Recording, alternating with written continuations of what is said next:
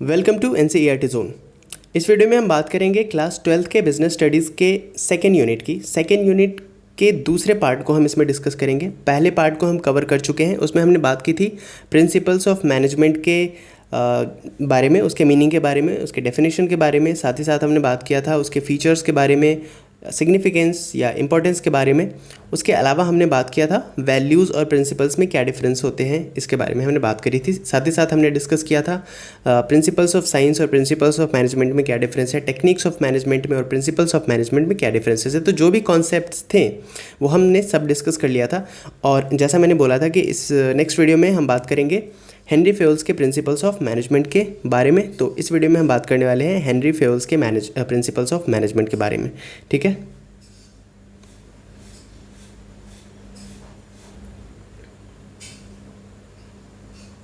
तो सबसे पहले बात करते हैं कि फेयोल्स का जो प्रिंसिपल्स ऑफ मैनेजमेंट है उसके बारे में, और थोड़ा बहुत हेनरी फेयोल्स के बारे में भी जानते हैं।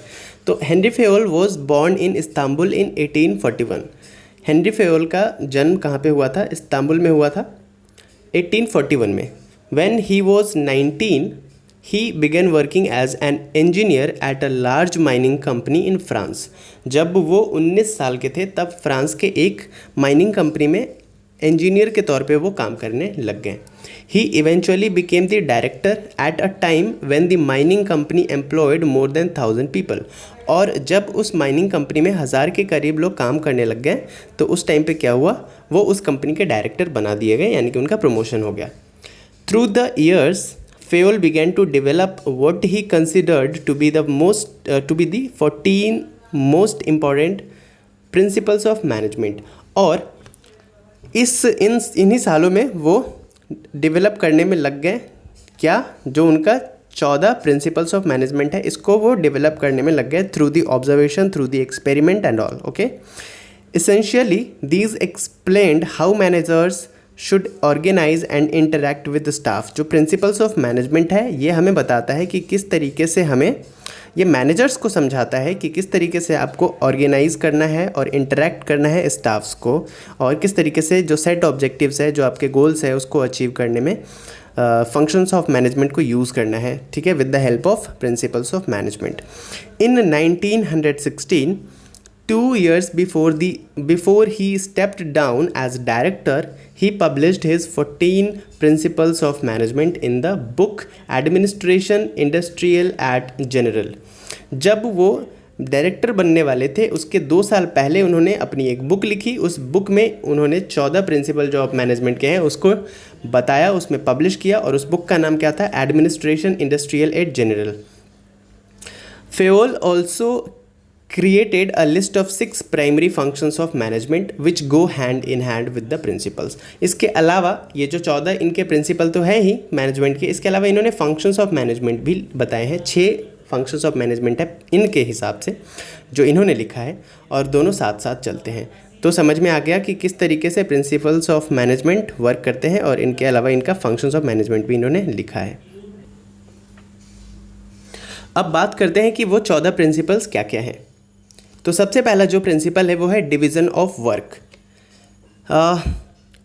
फेयोल के हिसाब से जो हमारा काम होता है ऑर्गेनाइजेशन का, उसको डिवाइड कर देना चाहिए, क्योंकि बहुत सारे एम्प्लॉयज़ काम करते हैं, और बहुत सारे एम्प्लॉयज़ जब काम करते हैं और बहुत ज़्यादा काम होता है किसी भी ऑर्गेनाइजेशन में, तो जब उन काम को डिवाइड कर देंगे तो वो बट जाएगा, और जब हम मिलजुल के काम करते हैं तो काम कितने अच्छे से होता है हमें पता ही है। तो चलिए देखते हैं डिवीज़न ऑफ वर्क में क्या कहते हैं फेयोल। तो ये कहते हैं, in practice employees are specialised in different areas and they have different skills. ये कहते हैं कि प्रैक्टिकली अगर बात किया जाए तो जो एम्प्लॉयज़ होते हैं वो अलग अलग एरियाज़ में स्पेशलाइज्ड होने चाहिए, और उन सब के पास अलग अलग स्किल्स होते हैं। तो जिसका जो स्किल है उसको उसी हिसाब से काम करवाना चाहिए, या फिर आपको इस तरीके से एम्प्लॉयज़ को डिवाइड करना है, वर्क को डिवाइड करना है, उनके बीच डिस्ट्रीब्यूट करना है कि वो जो काम है वो किसी सही इंसान के हाथों में ही रहे। ऐसा नहीं कि फाइनेंस डिपार्टमेंट वालों का जो काम है वो आपने मार्केटिंग वालों को सौंप दिया, और मार्केटिंग वालों का जो काम था वो आपने मैन्युफैक्चरिंग वालों को सौंप दिया। तो ऐसा नहीं होना चाहिए। स्पेशलाइजेशन का मतलब ही फिर क्या रह जाएगा? तो स्पेशलाइजेशन होनी चाहिए ऑर्गेनाइजेशन के काम में, ठीक है। देखिए, different levels of expertise can be distinguished within the knowledge areas from generalist to specialist. ये कहते हैं कि जनरलिस्ट से स्पेशलिस्ट की तरफ बढ़ना चाहिए ऑर्गेनाइजेशन को। फॉर एग्जांपल, आपके या किसी भी ऑर्गेनाइजेशन में बहुत सारे डिपार्टमेंट्स होते हैं, है ना। देखिए, ऑर्गेनाइजेशन का गोल जो होता है वो तो कॉमन होता है, प्रॉफिट अर्न करने का, ग्रोथ करने का बिजनेस को, ठीक है। लेकिन उसी के दिशा में जो काम करते हैं वो काफ़ी सारे लोग काम करते हैं और काफ़ी सारे डिपार्टमेंट्स काम करते हैं। जैसे फाइनेंस डिपार्टमेंट हो गया, मार्केटिंग डिपार्टमेंट हो गया, सेल्स डिपार्टमेंट हो गया, मैन्युफैक्चरिंग डिपार्टमेंट हो गया, ह्यूमन रिसोर्स डिपार्टमेंट हो गया। ये सब मिलकर जो काम करते हैं एक ही दिशा में काम करते हैं। ये तो जितने भी डिपार्टमेंट्स हैं ना, उसमें जो एम्प्लॉयज़ होने चाहिए वो स्पेशलिस्ट होने चाहिए। और स्पेशलिस्ट वो कैसे बनेंगे? किसी काम का कोई इंसान स्पेशलिस्ट कैसे बनता है? तो देखिए, जब आप एक ही काम को रिपीटिंग मोड पे करने लगते हो, है ना, लूप जिसे कहते हैं, आप बार बार एक ही काम को जब आप करते हैं तो आप बन जाते हैं स्पेशलिस्ट। तो इसी तरीके से ये जो फिक्स्ड लोग होंगे हर डिपार्टमेंट में, उस डिपार्टमेंट का काम बस एक ही होगा रेगुलर बेसिस पे। एचआर वालों का सिर्फ रिक्रूटमेंट को लेकर के काम होगा, यानी कि एम्प्लॉयज़ के इंटरेस्ट को लेकर के काम होगा।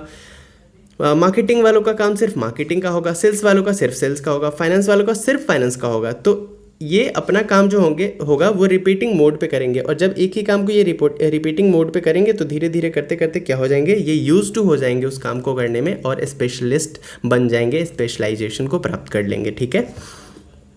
तो इसके लिए क्या करना पड़ेगा? वर्क को डिवाइड करना पड़ेगा। डिवीजन ऑफ वर्क पहला प्रिंसिपल है। Personal and professional development support this. According to Henry Fayol, specialization promotes efficiency of the workforce and increase productivity. Henry Fayol कहते हैं कि जब आपके वर्कर्स, जब आपके एम्प्लॉय स्पेशलिस्ट हो जाएंगे तो स्पेशलाइजेशन उन्हें मदद करेगा, उन्हें एफिशिएंट बनाएगा। पहले जिस काम को वो 10,000 रुपये लगा के करते थे, अब उस काम को वो 8,000 रुपये लगा के कर लेंगे, इतने एफिशिएंट हो जाएंगे। पहले जिस काम को वो 10 दिन में करते थे, अब उस काम को वो 8 दिन में या 7 दिन में कर सकते हैं, है ना। तो स्पेशलाइजेशन ज़रूरी है इसके लिए। The specialisation of the work force increases their accuracy and speed. आपका जो वर्कर है उनका भी क्या हो जाएगा? उनका हो जाएगा स्पेशलाइजेशन जब उनको मिल जाएगी तो उनका भी जो काम करने की एक्यूरेसी है और स्पीड है वो भी बढ़ जाएगी। This management principle of 14 principle of management is applicable to both technical and managerial activity. तो ये जो पहला प्रिंसिपल है हमारा डिवीजन ऑफ वर्क फेयोल का, वो हर जगह लागू है। टेक्निकल एक्टिविटी में भी लागू होता है और मैनेजरियल एक्टिविटी में भी लागू होता है। तो सबसे पहला प्रिंसिपल क्या आपने देखा, क्या था? 14 जितने भी प्रिंसिपल्स हैं फेयोल के, उसमें पहला है डिवीजन ऑफ वर्क। और डिवीजन ऑफ वर्क करने से क्या होता है आपको पता चल गया। क्या क्या होता है? देखिए, डिवीजन ऑफ वर्क करने से एक तो जो वर्कलोड है एक ही डिपार्टमेंट पे वो कम हो जाता है, अलग अलग लोगों के पास वो काम पहुंच जाता है। और जैसे अलग अलग लोग अलग अलग काम करते हैं तो वो रिपीटिंग मोड पे करते हैं, और हमेशा एक ही काम करते रहने से वो स्पेशलिस्ट बन जाते हैं, जिससे उनकी एफिशिएंसी बढ़ती है। और एफिशिएंसी बढ़ने से कंपनी का प्रॉफिट होता है, कंपनी की ग्रोथ होती है। चलिए बात करते हैं हम अब सेकंड प्रिंसिपल की। तो जो ये 14 प्रिंसिपल्स में से सेकंड प्रिंसिपल है वह अथॉरिटी एंड रिस्पॉन्सिबिलिटी। अथॉरिटी का मतलब क्या होता है? किसी को कुछ अधिकार देना। और जब आप किसी को कुछ अधिकार देते हैं तो उसके साथ ही साथ आप ट्रांसफ़र करते हैं रिस्पॉन्सिबिलिटी। फॉर एग्जांपल, मैंने अगर आपको बोला कि कल सुबह बच्चों को खाना खिलाने का काम तुम्हारा है। क्या? खाना खिलाने का काम तुम्हारा है। मान लीजिए कि कोई एनजीओ है और आपने किसी को अथॉरिटी दे दी कि कल बच्चों को खाना खिलाने का काम तुम्हारा है, यानी कि खाना बनाने से लेकर के उनको खिलाने तक का पूरा अथॉरिटी तुम्हारे पास है। तुम जिससे चाहो बनवाओ, तुम जितने वर्कर चाहो ले लो, जितने रॉ मटेरियल्स तुम्हें चाहिए ले लो। तो अथॉरिटी तुम्हारे पास है, तुम्हारे ऊपर है कल का पूरा काम। तो जब मैंने आपको ये अधिकार दिया, या जब भी किसी एनजीओ के बड़े सदस्य ने आपको अधिकार दिया, तो इसके साथ ही साथ आप पे उसने ट्रांसफ़र क्या कर दिया? रिस्पॉन्सिबिलिटी को। रिस्पॉन्सिबिलिटी का मतलब है कि आपके पास अधिकार तो है ही वो काम करने का, साथ ही साथ उस काम को अच्छे से करने की रिस्पॉन्सिबिलिटी भी आपके पास है। ऐसा नहीं कि अधिकार आपको मिल गया लेकिन आपने उस काम को बहुत ही बेकार कर दिया। तो अथॉरिटी के साथ साथ क्या ट्रांसफर होता है? रिस्पॉन्सिबिलिटी। तो सेकंड प्रिंसिपल ये कहता है अथॉरिटी और रिस्पॉन्सिबिलिटी का। देखिए क्या कहता है, in order to get things done in an organisation, अगर किसी ऑर्गेनाइजेशन में किसी काम को करना है, management has the authority to give orders to the employees, तो मैनेजमेंट के पास वो अथॉरिटी होती है, वो हक होता है कि वो अपने एम्प्लॉयज़ को ऑर्डर दे सके। Of course with the authority comes responsibility, लेकिन अथॉरिटी के साथ साथ क्या आती है, रिस्पॉन्सिबिलिटी भी आती है। According to Henri Fayol, the accompanying power of the authority gives the management the right to give orders to the subordinates। जब मैनेजमेंट के पास अथॉरिटी है तो उनके पास ये राइट है कि वो अपने सबॉर्डिनेट्स को, अपने से नीचे काम करने वाले लोगों को ऑर्डर तो दे ही सकते हैं। The responsibility can be traced back the performance and it is therefore necessary to make agreements about this. लेकिन सिर्फ अथॉरिटी ही मिल जाना काफ़ी नहीं है। अथॉरिटी देने के पास क्या उसने अपने रिस्पॉन्सिबिलिटी को सही से पूरा किया उस मैनेजर ने, उस मैनेजमेंट ने, इसको कैसे चेक करेंगे, तो ये पता चल जाता है रिजल्ट से। जिस तरीके का रिजल्ट होगा उसी तरीके से उसने अपनी रिस्पॉन्सिबिलिटी फुलफिल की है या नहीं की है, इस बात का पता चल जाता है। अगर कंपनी ने, बिजनेस ने, ऑर्गेनाइजेशन ने अच्छा परफॉर्म किया है, इसका मतलब उससे जो अथॉरिटी दी गई थी, यानी कि जो बड़े सीनियर्स को, मैनेजमेंट को अथॉरिटी दी गई थी, उन्होंने उसके साथ ही अपने रिस्पॉन्सिबिलिटी को भी अच्छे से निभाया। अगर सिर्फ अथॉरिटी दे दी गई लेकिन उन परफॉर्मेंस बहुत बेकार रहा ऑर्गेनाइजेशन का और ग्रो नहीं कर पाई, प्रॉफिट नहीं अर्न कर पाई, इसका मतलब उन्होंने रिस्पॉन्सिबिलिटी अपनी अच्छे से पूरी नहीं की। ठीक है, in other words authority and responsibility go together and they are two sides of the same coin. तो इससे क्या पता चलता है कि अथॉरिटी के साथ साथ रिस्पॉन्सिबिलिटी भी आती है और ये एक ही सिक्के के दो पहलू हैं, है ना। It is the two side of the same coin. चलिए अब बात करते हैं थर्ड जो प्रिंसिपल है, वो थर्ड प्रिंसिपल है डिसिप्लिन। ठीक है, हेनरी फेवल का थर्ड जो प्रिंसिपल है वो है discipline. Discipline is the obedience to the organization rules and employment agreement।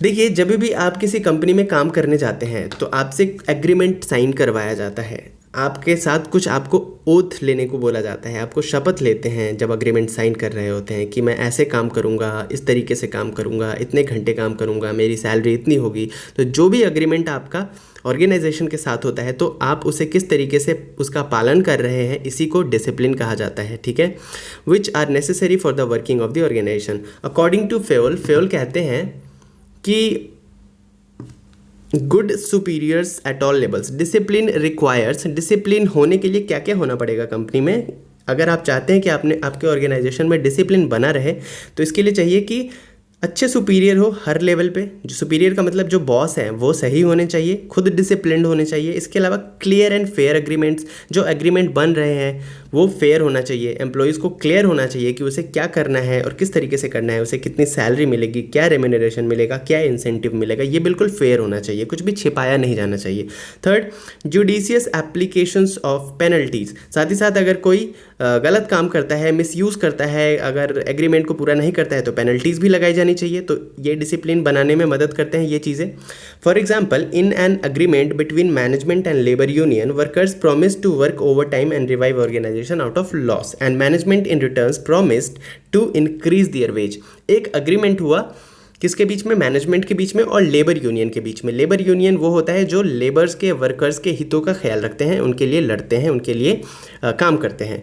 तो लेबर यूनियन और मैनेजमेंट में ये तय हुआ कि लेबर जो है, आज से वर्कर्स जो है ये थोड़ा ओवर टाइम काम करेंगे क्योंकि ऑर्गेनाइजेशन लॉस में चल रहा है और लॉस से निकालने के लिए ओवर टाइम काम करेंगे। ये अग्रीमेंट हुआ और बदले में मैनेजमेंट क्या करेगी, ऑर्गेनाइजेशन क्या करेगी, वो उनके वेज को इंक्रीज करेगी। लाइक पहले अगर उन्हें दिन का 500 रुपये मिलता था तो अब उन्हें 700 या 800 या 1000 जो भी है वो रुपये मिलेंगे, इंक्रीज करेगी।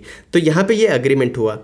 Here, discipline would mean that workers and management both honor their commitments। अब यहाँ पे डिसिप्लिन का क्या रोल है, डिसिप्लिन ये यहाँ पे होगा कि जो अग्रीमेंट हुआ, यानी कि एम्प्लॉय ज़्यादा काम करेंगे और मैनेजमेंट ज़्यादा पैसे देगी। अगर दोनों अपना अपना काम कर रहे हैं अच्छे से, इसका मतलब यह है कि डिसिप्लिन अच्छे से बना हुआ है कंपनी में। अगर नहीं कर रहे हैं तो इसका मतलब है कि डिसिप्लिन को वो फॉलो नहीं कर रहे हैं। क्लियर है? बात करते हैं अगले प्रिंसिपल की। नेक्स्ट प्रिंसिपल है unity of command. Unity of command का क्या मतलब है? देखिए, the management principle unity of command means that an individual employee should receive orders from one manager and that the employees is answerable to that manager. यहाँ पे कह रहा है, यूनिटी ऑफ कमांड ये कहता है कि आपके ऑर्गेनाइजेशन में एक एम्प्लॉय के ऊपर एक ही बॉस होना चाहिए और वो जो एम्प्लॉय है वो सिर्फ किसी एक बॉस के लिए रिस्पॉन्सिबल होगा, अकाउंटेबल होगा।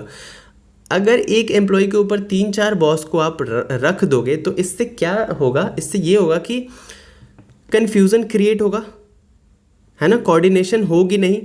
अगर एक एम्प्लॉय के ऊपर एक बॉस है तो वो एक बॉस को सीधा काम हुआ या नहीं हुआ इसकी जानकारी दे सकता है, और जो भी चीज़ें हैं वो उससे वो डायरेक्ट अप्रोच कर सकता है। लेकिन बहुत सारे जब बॉस हो जाते हैं तो वहाँ पे काम खराब हो जाता है। तो यूनिटी ऑफ कमांड होना चाहिए, यानी कि जो कमांड करेगा वो एक सिंगल पर्सन होना चाहिए। तो हर एम्प्लॉय के लिए एक सिंगल बॉस होना चाहिए, एक से ज़्यादा नहीं होना चाहिए, ठीक है, यही ये प्रिंसिपल कहता है। देखिए, the management principles unity of command means that an individual employee should receive orders from one manager and that the employees is answerable to that manager। कह रहा है कि एक मैनेजर, एक एम्प्लॉय एक ही मैनेजर से ऑर्डर लेगा और उसी को आंसर करेगा।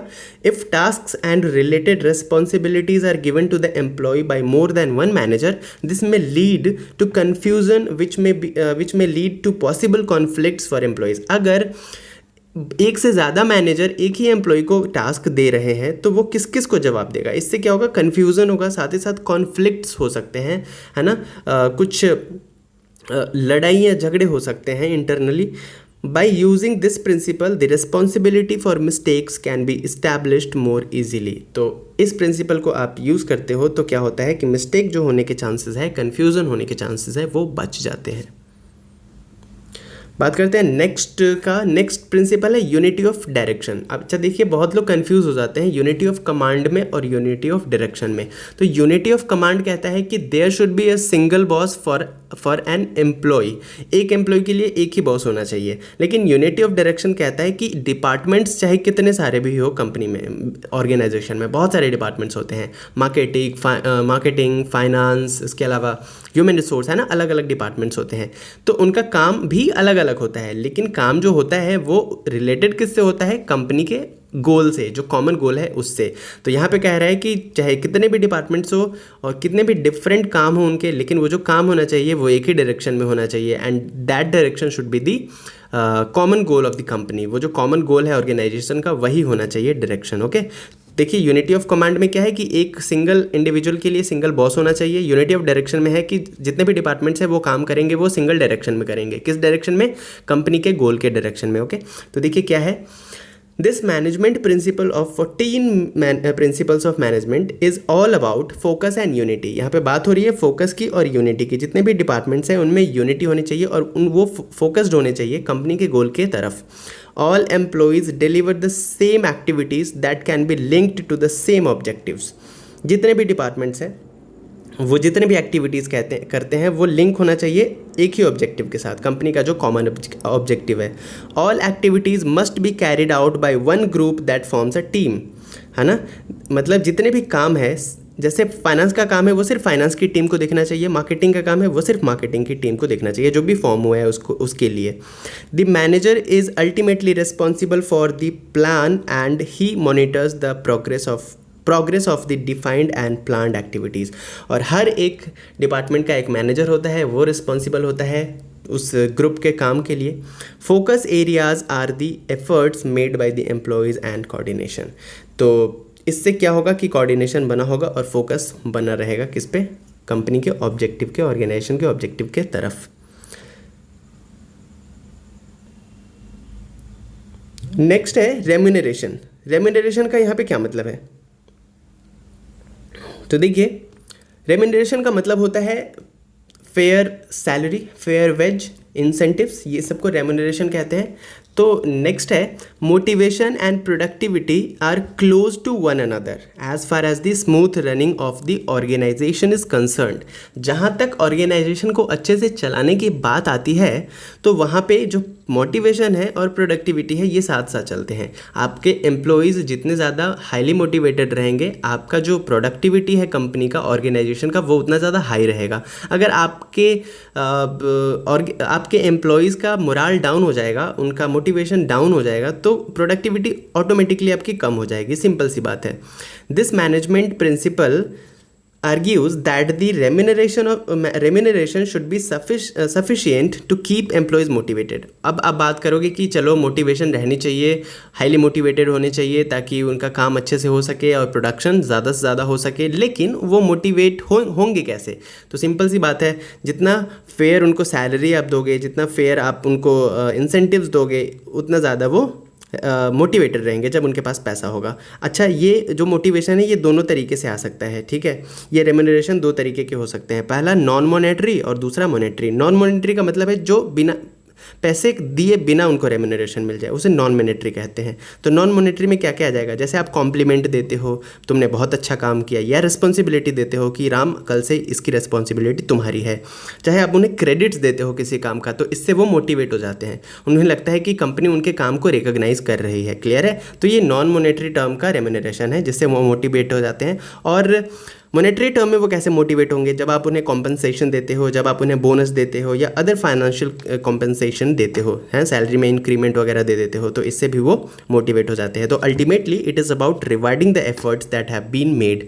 तो जितने भी वो एफर्ट्स लगा रहे हैं उनको रिकॉग्नाइज करते हो, आप उन्हें रिवार्ड देते हो, तो इससे वो मोटिवेट हो जाते हैं, जिससे उनका प्रोडक्टिविटी कैपेसिटी जो है, प्रोडक्शन की कैपेसिटी वो बढ़ जाती है। और ये बात आपकी ऑर्गेनाइजेशन के लिए बहुत अच्छी होती है।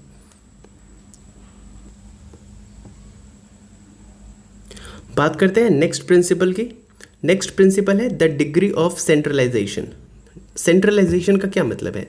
जब जितने भी ऑर्गेनाइजेशन में काम है उन सब की अथॉरिटी एक सिंगल यूनिट, एक सिंगल पर्सन के पास हम छोड़ देते हैं, सिंगल लेवल के पास हम छोड़ देते हैं, तो उसे हम कहते हैं सेंट्रलाइजेशन। और जब हम अथॉरिटी और रिस्पॉन्सिबिलिटी को डिवाइड करते हैं, अलग अलग लोगों को भी हम मौका देते हैं, ठीक है, तो इसे कहते हैं डिसेंट्रलाइजेशन। तो क्या होना चाहिए? डिग्री ऑफ सेंट्रलाइजेशन कितनी होनी चाहिए? प्रिंसिपल के हिसाब से अगर हम बात करें, इस प्रिंसिपल के हिसाब से, तो management and authority for decision making process must be properly balanced in an organisation. जो भी डिसीजन मेकिंग का काम है और जो भी अथॉरिटीज़ है वो बैलेंस्ड होना चाहिए। This depends on the volume and size of an organisation including its hierarchy.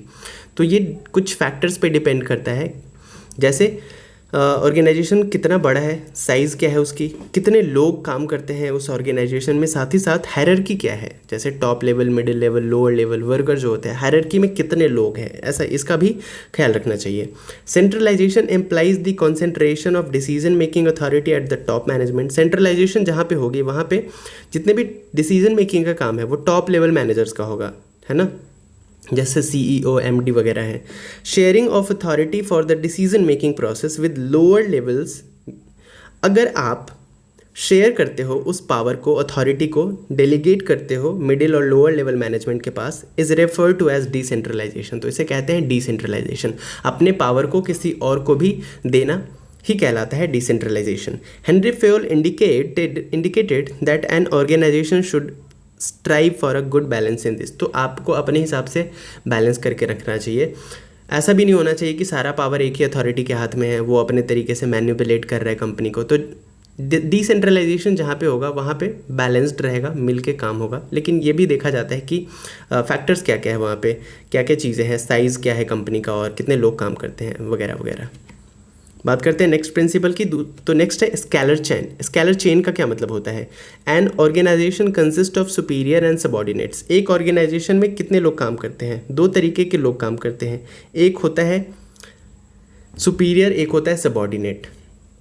हर एक सबऑर्डिनेट किसी का सुपीरियर हो भी सकता है, नहीं भी हो सकता है, और एक सुपीरियर किसी का सबऑर्डिनेट हो भी सकता है, नहीं भी हो सकता है। फॉर एग्जांपल अगर बात करें इस डायग्राम की, तो ए जो है ये सुपीरियर है, सबसे ऊपर ए है, ए का सबऑर्डिनेट बी है, बी का सबऑर्डिनेट सी है, सी का सबऑर्डिनेट डी है, ए का सबऑर्डिनेट एल है, एल का सबऑर्डिनेट एम है, एम का सबऑर्डिनेट एन है। अगर हम बात करें उल्टे डायरेक्शन में, तो देखिए डी जो है, सी जो है डी का सुपीरियर है, बी सी का सुपीरियर है, ए बी का सुपीरियर है। अगर ऐसे बात करें तो एन एम का सुपीरियर है, सॉरी एम एन का सुपीरियर है, एल एम का सुपीरियर है एंड ए एल का सुपीरियर है। तो देखा, सुपीरियर है कभी ना कभी सबऑर्डिनेट्स है। तो सिंपली बात करें तो ऊपर जो रहता है उसको सुपीरियर कहते हैं, नीचे जो रहता है उसको सबऑर्डिनेट कहते हैं। क्लियर है?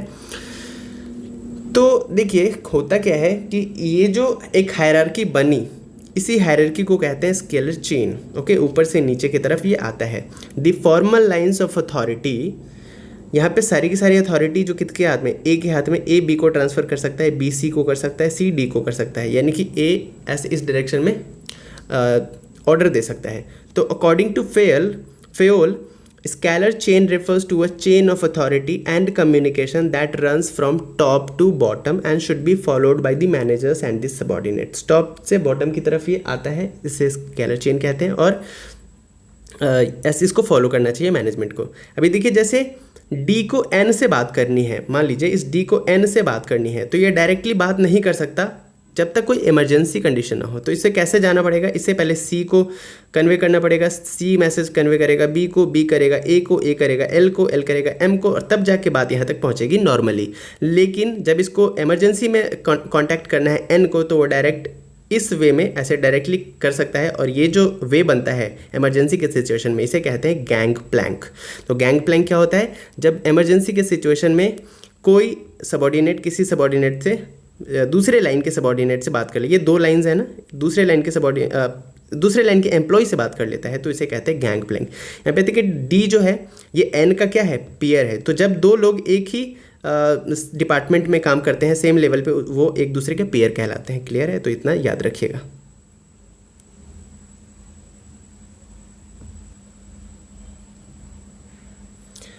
तो आई होप आपको ये समझ में आया होगा। स्केलर चेन ये एक हायरार्की होती है जो कि टॉप से बॉटम की तरफ आती है। ए के नीचे दो लाइंस है ना, ए कंट्रोल कर रहा है बी सी डी को, साथ ही साथ एल एम एन को भी कंट्रोल कर रहा है। और सुपीरियर क्या होता है, सबॉर्डिनेट्स क्या होते हैं, ये समझ में आया आपको। गैंग प्लैंक क्या होता है, ये समझ में आया। उसके अलावा पेयर क्या होते हैं, तो डी एन दोनों पेयर हैं, सी और एम दोनों पेयर है, बी और एल दोनों पेयर है, क्योंकि सेम लेवल पे काम कर रहे हैं। बात करते हैं नेक्स्ट प्रिंसिपल की। नेक्स्ट प्रिंसिपल है ऑर्डर। ऑर्डर क्या होता है, तो देखिए the principle of order states that there should be a place for everything and everyone in an organization and that thing one person should be found in its his allotted place.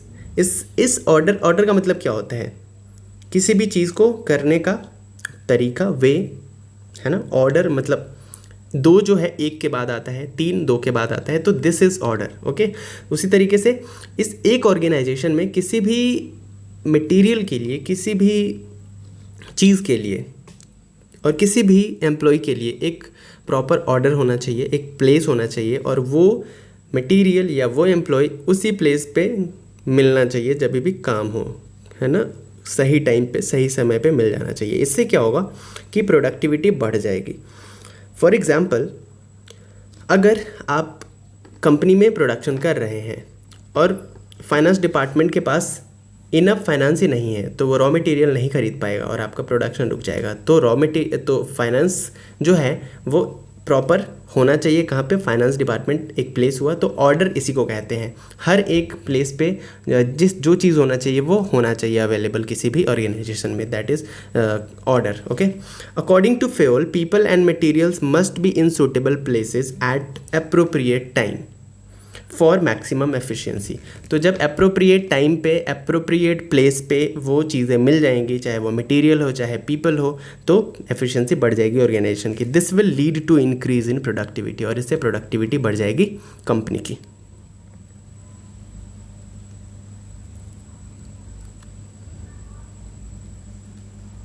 Next है equity. Equity क्या कहता है, तो देखिए equity का मतलब होता है समानता। ठीक है, तो किसी भी ऑर्गेनाइजेशन में समानता होनी चाहिए, इक्विटी होनी चाहिए। According to Fayol, good sense and experience are needed to ensure fairness to all employees who should be treated as fairly and possible. हाँ ठीक है, sorry, as fairly as possible. तो फेयोल कहते हैं कि एक जितने भी एम्प्लॉयज़ काम कर रहे हैं आपके ऑर्गेनाइजेशन में, वो अच्छा सेंस करे आपके ऑर्गेनाइजेशन के बारे में, उनका एक्सपीरियंस अच्छा हो आपके कंपनी को लेकर के, आपके ऑर्गेनाइजेशन को लेकर के। साथ ही साथ उन्हें जो ट्रीट किया जाना चाहिए वो फेयरली ट्रीट किया जाना चाहिए जितना पॉसिबल हो सके।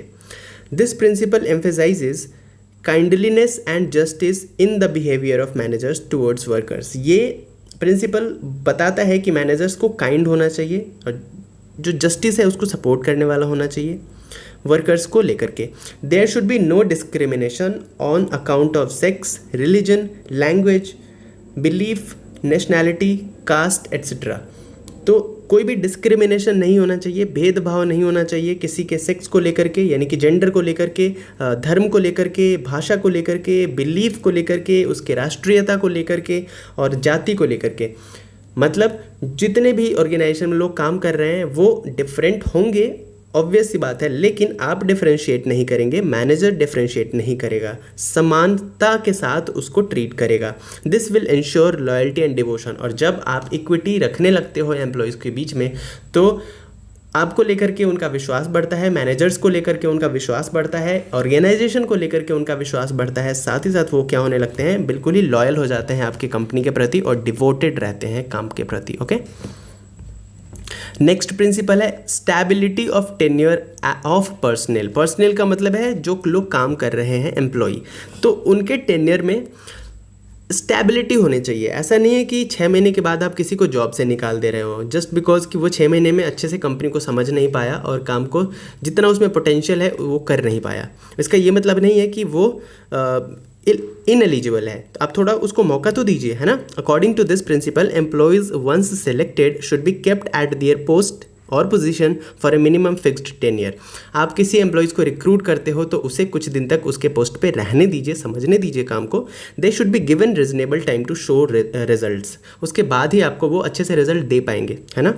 The lack of stability will lead to increase in insecurity of job among employees. They will leave the organization and recruitment procedure of new employees will cost more.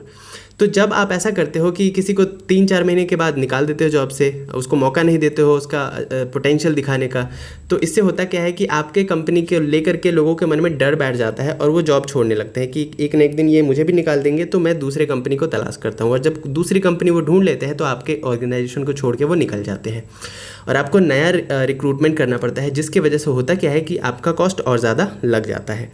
Lack of stability also affect the performance and productivity. और जब आपकी company में भरोसा ही नहीं रहेगा किसी employ का तो वो अच्छे से काम नहीं करेंगे, और जब अच्छे से काम नहीं करेंगे तो प्रोडक्शन आपका अच्छा हो नहीं पाएगा, ज़्यादा हो नहीं पाएगा। तो ये प्रिंसिपल ये कहता है कि स्टेबिलिटी होनी चाहिए उनके पर्सनल के पोस्ट को लेकर के, उनके जॉब को लेकर के।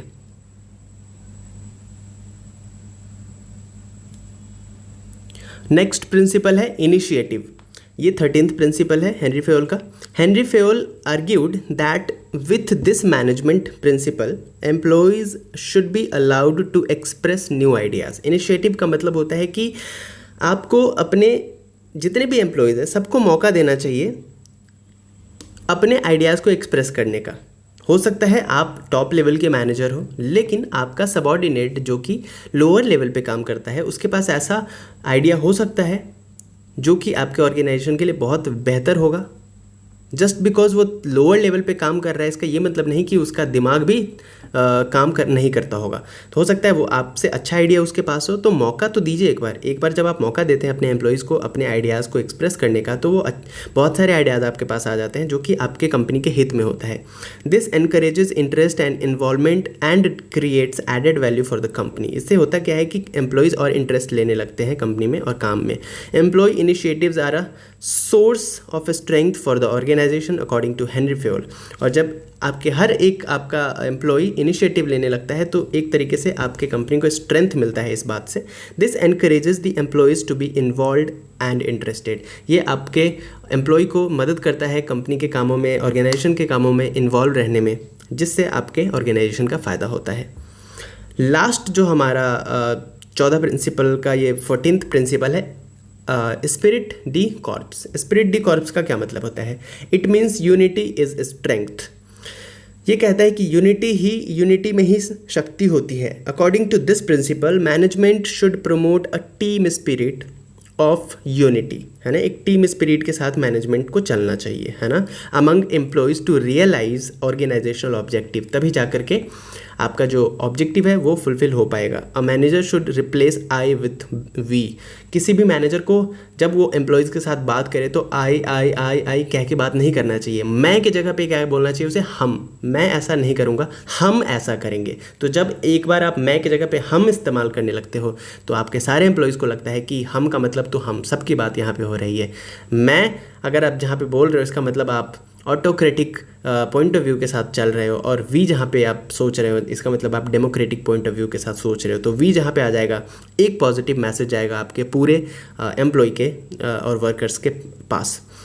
This will build mutual trust, इसके साथ म्यूचुअल ट्रस्ट होगा, आप एम्प्लॉय पे ट्रस्ट करने लगोगे, एम्प्लॉय मैनेजर पे ट्रस्ट करने लगेगा।